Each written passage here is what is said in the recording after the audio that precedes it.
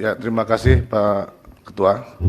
Yang saya hormati pimpinan Komisi 5 beserta anggota Komisi 5. Yang saya hormati Pak Menteri, Pak Wakil Menteri, para dirjen dan beserta jajaran yang sempat hadir.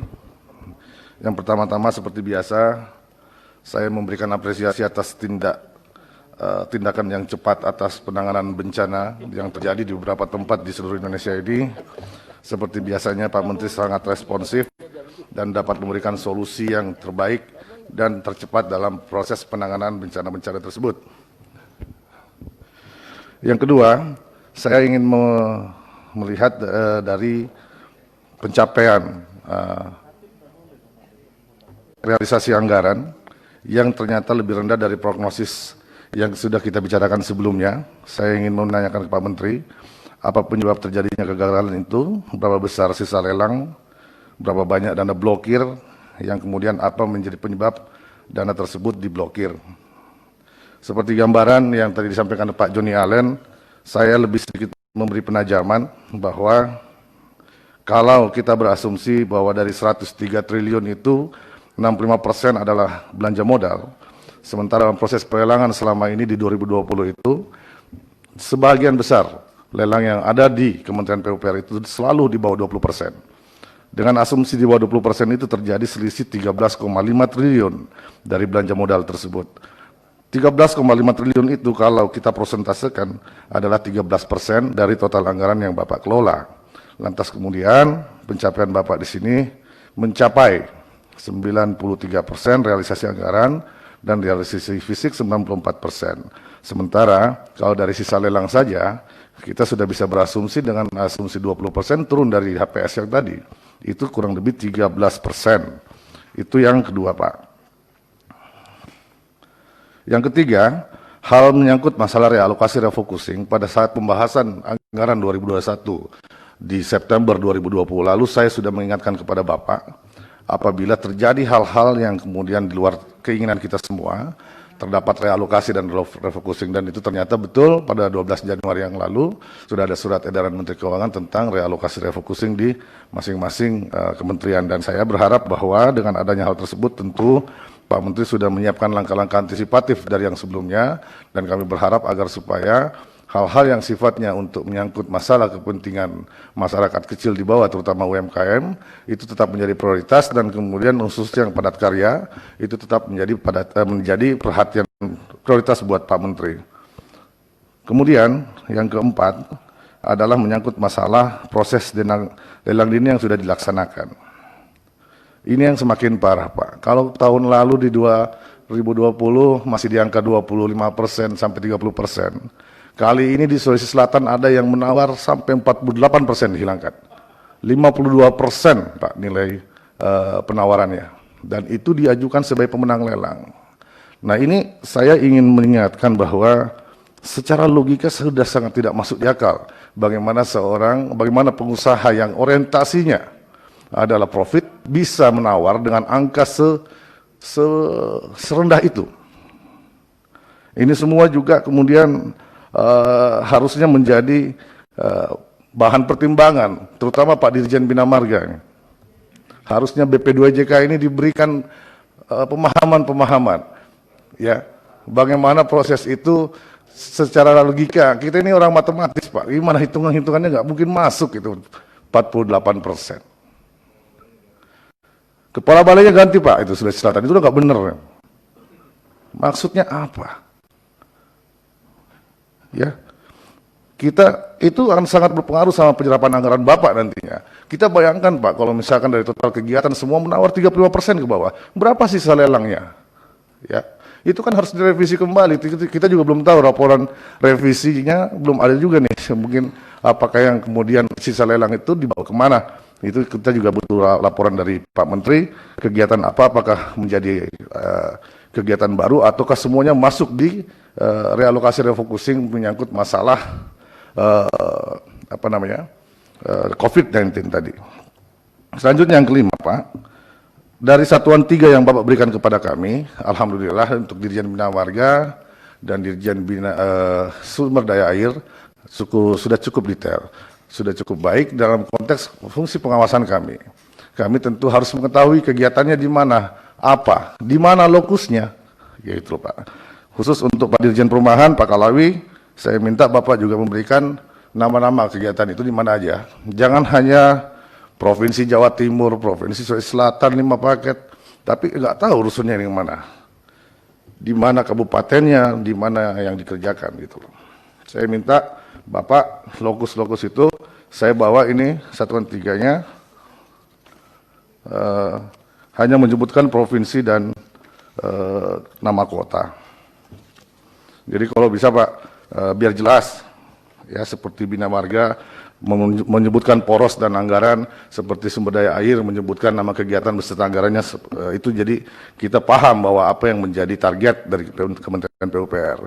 Yang keenam adalah penggabungan paket kegiatan UMKM. Saya lihat di Cipta Karya ini masih banyak Pak, masih banyak kegiatan-kegiatan kecil yang digabung-gabung menjadi kegiatan besar. Saya kemarin sudah mengingatkan ke Pak Menteri juga bahwa di Perpres 16 nomor 2 tahun 2018 di pasal 5 ayat G memberikan kesempatan kepada usaha mikro, usaha kecil dan usaha menengah. Itu yang seharusnya menjadi perhatian karena kita paham bahwa padat karya dibuat itu juga tujuannya untuk mengakomodir pengusaha-pengusaha lemah ini, mengakomodir masyarakat kita di bawah. Saya tahu betul di pasal 20 ayat 2 Perpres, saya bacakan Pak supaya bisa ini. Dalam melakukan pembangkitan pengadaan barang dan jasa dilarang A. Menyatukan, memusatkan beberapa paket pengadaan barang jasa yang tersebar di beberapa lokasi daerah yang menurut sifat pekerjaan dan tingkat efisiensinya seharusnya dilakukan di beberapa lokasi daerah masing-masing. B. Menyatukan beberapa paket pengadaan barang jasa yang menurut sifat dan jenis pekerjaannya harus dipisahkan. C. Menyatukan beberapa paket pengadaan barang jasa yang besaran nilainya seharusnya dilakukan oleh usaha kecil dan atau D. Memecah pengadaan barang jasa menjadi beberapa paket dengan maksud menghindari tender dan seleksi. Jadi maksud saya begini Pak, di setiap kabupaten kota itu ada perusahaan dengan skala kualifikasi kecil. Seharusnya mereka bisa mendapat kesempatan dalam proses lelang itu. Nah BP2JK kalau mau kerja di situ, lelang aja Pak. Ya kan? Itu konsekuensi karena di Sulsel BP2JK-nya juga terlalu jago, dia tidak perlu bantuan dari unor-unor yang lain untuk proses lelang, dia mampu melaksanakan lelangnya sendiri-sendiri aja, tanpa ada bantuan dari unor lain. Dia menolak bantuan dari unor lain dalam proses pelelangan tersebut. Jadi tidak boleh ada alasan kalau misalkan yang kecil-kecil ini tetap harus dilelangkan, itu pekerjaan buat dia. Jangan disatukan paketnya. Karena saya yakin misalkan Pak, di Provinsi Sulawesi Selatan, di Kabupaten Pangkep ada perusahaan kecil, di Kabupaten Baru ada perusahaan kecil, janganlah kemudian dijatuhkan menjadi 40 miliar, 50 miliar, 30 miliar, kemudian yang masuk dari Sumatera, dari Papua, atau dari mana, kan seperti itu.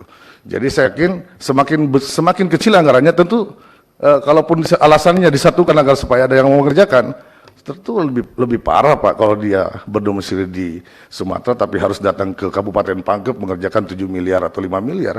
Sebaiknya pengusaha lokal sana yang mengerjakan itu. Kemudian, mungkin itu Pak yang terakhir. Saya mengingatkan tentang teman kami yang almarhum 2 orang, tentu kemarin ada aspirasi juga.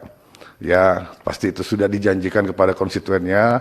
Kami berharap agar Bapak tetap menjaga, agar supaya janji-janji almarhum itu tetap bisa terlaksana di konstituennya. Mungkin itu Pak Menteri, terima kasih. Assalamualaikum warahmatullahi wabarakatuh. Assalamualaikum warahmatullahi wabarakatuh.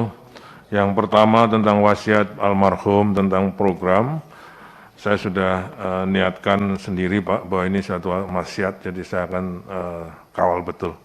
Tidak boleh satupun hilang di PAN, dan saya kira teman-teman Dirjen jagain. Yang kedua, Bu EN, terima kasih informasi tentang kondisi rusun, dan saya perintahkan ke Irjen untuk audit segera. Yang ketiga, saya ingin menanggapi tentang BP2JK. Terima kasih Pak Bapak yang telah memberikan informasi tentang BP2JK, tentang proses lelang. Proses lelang ini kami berkoordinasi dan itu kewenangan dari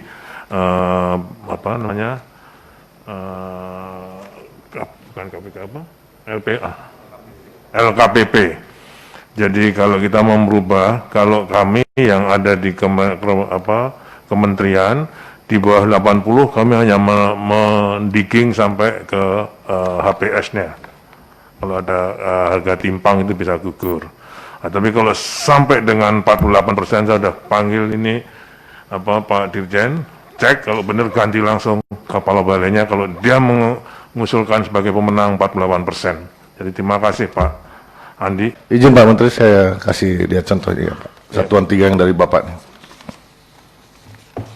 Bukan gini Pak. Kalau untuk mebel nggak bakal. Bukan mebel Pak. Ini pembangunan fisik Pak. Sekolah biasanya. Sekolah, nah, ya. Kan? Kalau sekolah itu yang seperti kami juga sampaikan, kalau itu di daerah remote. Gimana Pak? Kalau nanti di misalnya ya, bukan di Sulsel mungkin. Kalau yang di di Sangie, satu sekolah, siapa yang mau tender, yang mau ikut tender itu? Izin Pak Menteri, yang saya maksud tadi kan di sana ada pengusaha kecil Pak, ada perusahaan kecil. Iya, Kalau iya. dari perusahaan Jakarta nggak mungkin ke sana. Jadi urusan yang ada di sana yang seharusnya kerjakan pekerjaan itu. Bapak, Jadi kami proses sudah lelangnya punya pengalaman, seharusnya kalau yang dibuka. di Manado pun dia nggak mau nggak mau ikut tender di Pak, situ. mohon maaf Pak, proyek 1 miliar di daerah itu sangat berharga. Betul. Ya, Apalagi 200 juta Pak, itu padat karya itu orang rebutan Pak. Kalau anggaran 3 miliar, 4 miliar itu primadona buat di desa-desa, primadona di kampung Pak. Jadi izin Pak Menteri, mohon maaf, apalagi di kampung kami, saya ini mantan ketua asosiasi Pak. Jadi saya paham betul kontraktor kecil itu dalam mencari proyek penunjukan aja udah sangat bersyukur kalau dapat Pak. Izin Pak. Iya Pak, kami terima itu informasi Pak, apalagi sekarang ini hanya PU kelihatannya yang lagi menenderkan. Jadi semua nyerang ke tender-tender di PU ini. Ya, kami sadar itu, tapi itu adalah tugas kami membelanjakan uang negara sesuai aturan. Jadi saya kira ini risiko. Kami tidak membantah itu Pak, bukan arti kami mendamai, kami menerima itu karena semua dari perhubungan belum ada tender, swasta mandek. Jadi kelihatannya ini dari kami yang menjadi tumpuan untuk semua ikut tender di situ. Ada risiko Bapak, kami memang tetap mempackaging untuk mana yang kecil, mana yang besar. Ya, kami tidak boleh yang besar main di bawah 100. Jadi kami punya itu.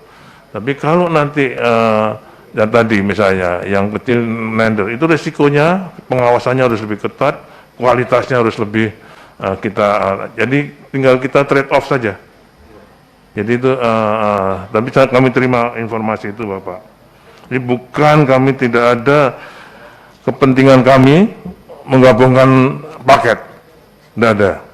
Kepentingan kami hanya pekerjaan bisa berjalan dan dengan kualitas yang lebih baik. Untuk refocusing padat karya tidak akan disentuh, tetap akan diamankan untuk tidak dilakukan refocusing. Kami punya strategi itu.